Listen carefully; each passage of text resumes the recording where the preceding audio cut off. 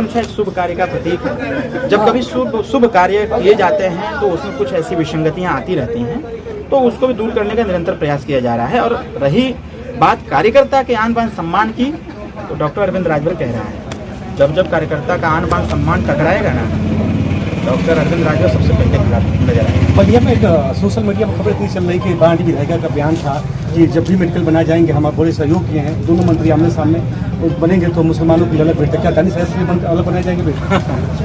उनके बयान को मैं प्राथमिकता नहीं देता। हाँ।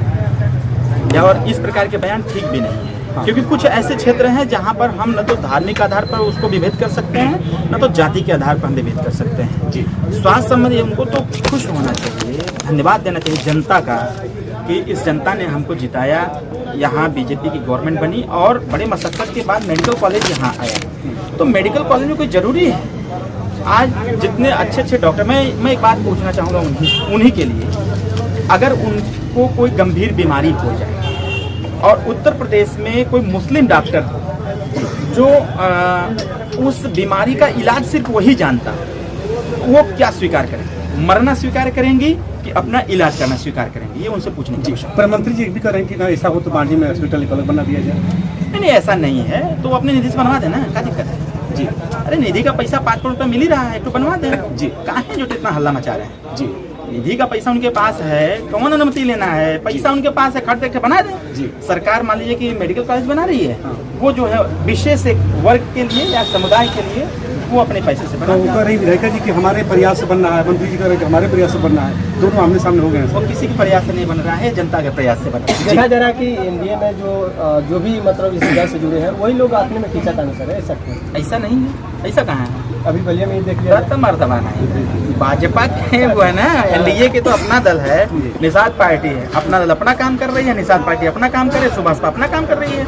अब वो लोग किसी मामले को लेकर के, मेडिकल कॉलेज को लेकर के अगर आपस में छीना झपटी करें तो छीना झपटी कैले से आधा मेडिकल कॉलेज तो उनके जिम्मे होने चाहिए, नहीं आधा इनके जिम्मे हो जाए। बनी तो एक जगह ना भाई, जमीनिया तो सरकार करी ना। तो सरकार का प्रयास है, माननीय योगी जी का प्रयास है, माननीय मुख्यमंत्री जी का प्रयास है।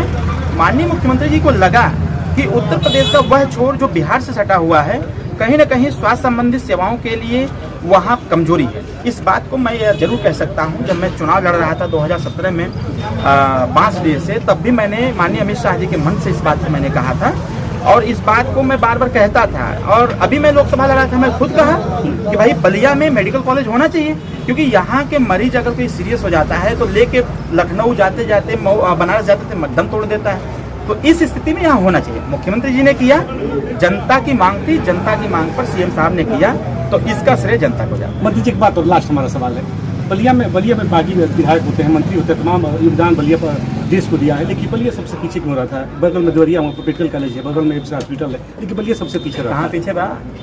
आज पूरे देश में बलिया का नाम है, बागी बलिया से कहा जाता है। भिरगू बाबा की जय बोलते हैं ना लोग, कहने के लिए सर, कहने के लिए नहीं है भाई, ये बल देता, बलिया बल देने वाला है। हम लोग बनारस के बलिया के रह रहे हैं, छोटा जिला। बलिया हर मामले में आगे जाएगा। हाँ।